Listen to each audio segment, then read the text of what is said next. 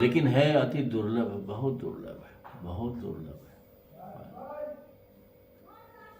भक्ति बहिर्मुख व्यक्तियों के लिए बहुत दुर्लभ है। जिसकी बहिर्मुख वृत्ति है, जिसको संसार बड़ा मीठा लगता है, प्रिय लगता है, जो ग्राम चर्चाओं में समय ज़्यादा बिताता है,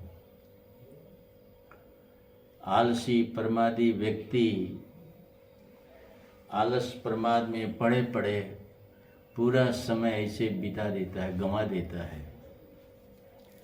उसके जीवन में कुछ नियम भी नहीं है, कब नहाएगा, कब सोएगा, कब खाएगा, कब भजन करेगा।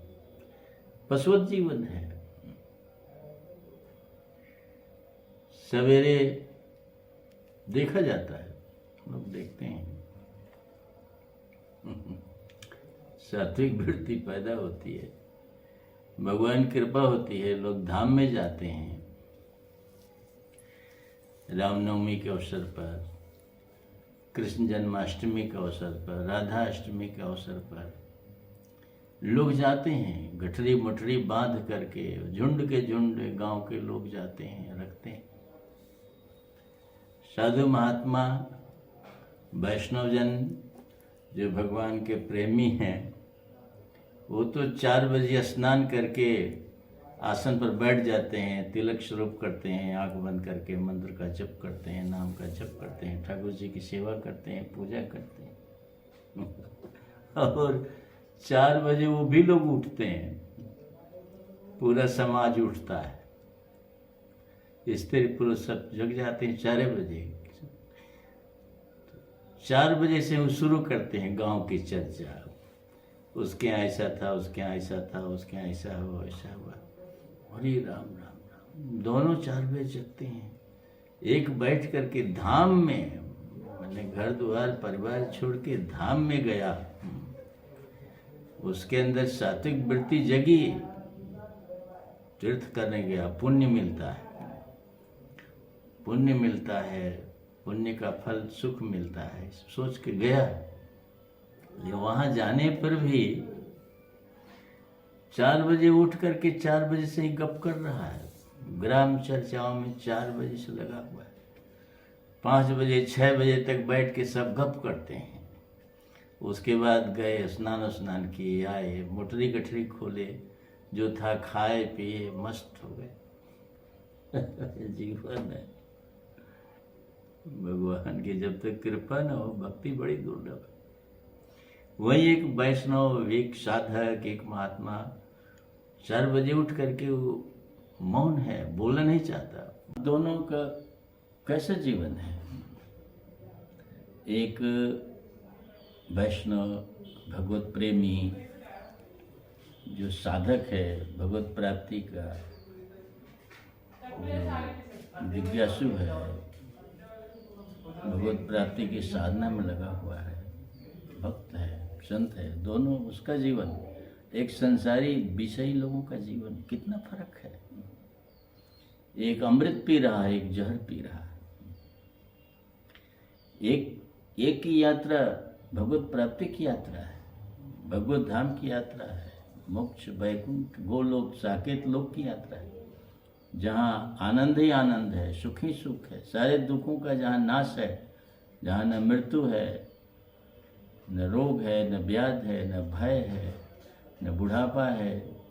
एक रस, जैसे भगवान एक रस, जो तीनों काल एक रस रहे, तीनों काल में एक रस रहने वाले भगवान हैं। 16 वर्षीय उम्र है, दिव्य सौंदर्य है, आनंद का समुद्र है, सुख की राशि है, अविनाशी भगवान हैं, कभी किसी काल में विनाश नहीं होता। उस भगवान के लोक में रहने वाले भी, जाने वाले भी, वही 16 वर्षीय सुंदर दिव्य भगवत स्वरूप, अविनाशी, कभी नाश न हो, जिसका कोई जन्म मृत्यु से दूर, रोग व्याध भय से सब दूर, परम आनंद ही के समुद्र में, बाहर भीतर, आगे पीछे ऊपर, सब आनंद ही आनंद है। ढूंढने पर दुख नहीं मिलेगा। जैसे अंधेरा जा करके भगवान शिकायत किया, अंधेरी रात की, प्रभु सूर्य मुझे मेरे पीछे पड़ा रहता है, थोड़ा सा भी हम अपना साम्राज्य नहीं फैलाते हैं कि सूर्य आते हैं मुझे भागना पड़ता है। आप थोड़ा सूरज को समझा दीजिए कि कम से कम मुझे भी कुछ मौका दें। भगवान ने कहा भाई सूर्यदेव, वो अंधेरा जो है, वो अंधेरा वो जो रात है वो ऐसे दुख रो रहा था, थोड़ा आप उसको मौका दीजिए। सूर्य भगवान कहा कि प्रभु एक बार उसको मेरे पास भेजिए, तो एक बार हमसे वो कहे अपना दुख। एक बार मुझे आज तक मैंने उसको देखा ही नहीं कि वो किस रूप का है, कैसा है। एक बार आवे तो जिस तरह से भगवान सूर्य के सामने अंधेरा नहीं जा सकता, उसी तरह से जो भागवत प्राप्ति कर लिया है उसके सामने दुख नहीं, वहां तो दुख गायब है, वहां तो आनंद ही सुख है। तो एक व्यक्ति उस रास्ते पर चल रहा है जो भगवत प्राप्ति का मार्ग है, जहाँ सारे दुखों का नाश है, अनंत सुखों की प्राप्ति है। और दूसरा व्यक्ति उस रास्ते पर चल रहा है जिस रास्ते पर चलने के बाद उसको नरक होगा, अनादिकाल तक, अनंत समय तक नरक भोगेगा। फिर उससे छुट्टी मिलेगी तो 84 के चक्कर, शुक्र, कुकर, कीड़ा मकोड़ा भोगेगा। दोनों मार्ग है, दोनों मार्ग है। इसी को शास्त्रों ने श्रेय मार्ग और प्रेम मार्ग कहा है। हमने चर्चा की है कुछ दिन पहले। श्रेय मार्ग, प्रेम मार्ग। श्रेय मार्ग भगवत प्राप्ति प्राप्त कराने वाली है, अनंत सुख, अनंत आनंद के सागर में ले जाने वाली है। अब प्रेम मार्ग घोर नरक की तरफ ले जाती है, 84 लाख जोनी में ले जाती है। भक्ति का मार्ग अत्यंत सुखद मार्ग है। आनंद ही आनंद इस पर है, चलने में आनंद, रहने में आनंद, भक्ति करने में आनंद, क्योंकि आनंद सिंधु से जुड़ा हुआ है।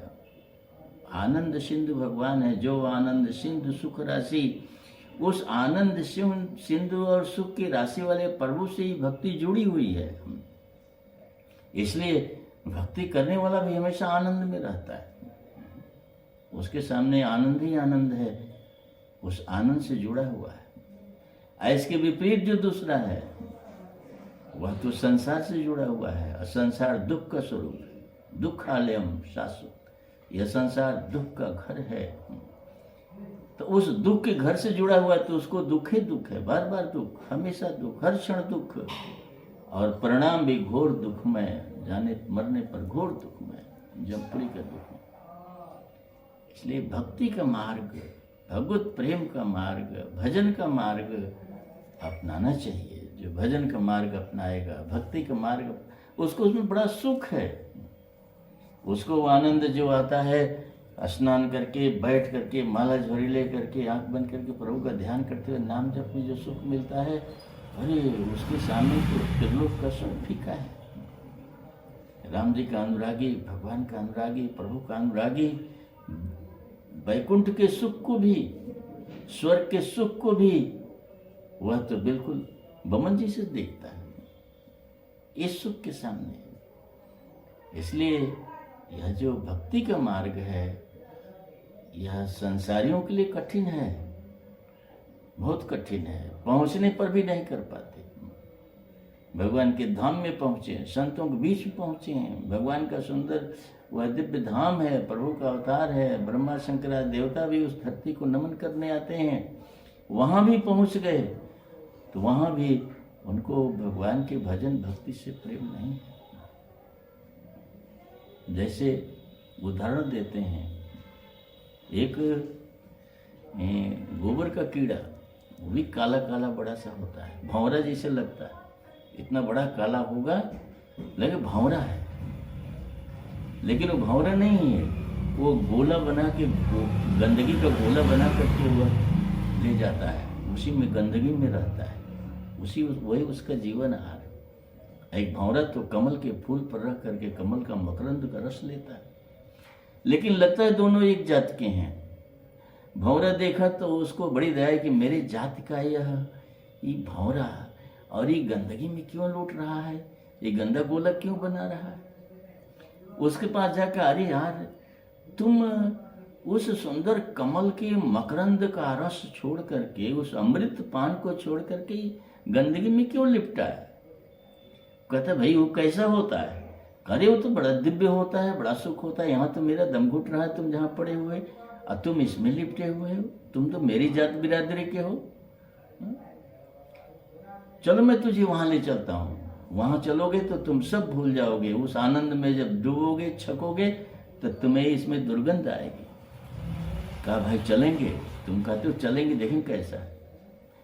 लेकिन चला तो उसके साथ गया वहां, लेकिन उसको कुछ सुख नहीं, वह वैसे जैसे वहां था वैसे वहां भी वैसे दिखा। भंवरा पूछे भाई कैसा लग रहा है? कहा कुछ नहीं, जैसे मुझे वहां वैसे यहाँ, यहाँ वहां में कोई फर्क नहीं। तो भंवरा का बड़ा, एक जगह गंदगी है, एक जगह इतना दिव्य सुगंध है, मकरंद है, इसको दोनों एक जैसे लग रहा है। कहा भाई बात क्या है? बात तो कुछ नहीं है। कहा तुम कुछ लिए तो नहीं हो साथ में? कहा हमने एक गोला बना करके ले लिया है, हमको लगा कि कहीं कुछ खाने पीने को ना मिलेगा तो अपने साथ रहेगा। वो उसी गंदगी का गोला बना के साथ रखा था।